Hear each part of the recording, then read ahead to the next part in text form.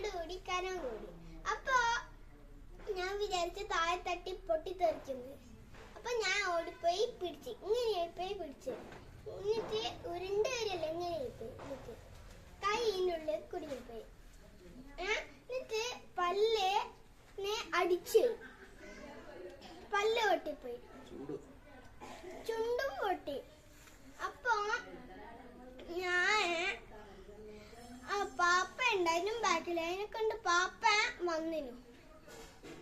കൈക്ക് എന്തെങ്കിലും പ്രശ്നമുണ്ടോ? കൈക്ക് ചെറിയൊരു വേദനയുണ്ട്. വേദനയുണ്ട്. പല്ലോ? പല്ല് പിടിക്കാൻ എന്തായാലും തോന്നാൻ കാരണം അത് ഞാൻ വിചാരിച്ചു പൊട്ടിത്തെറിച്ച അപകടം ഉണ്ടാവില്ലേ.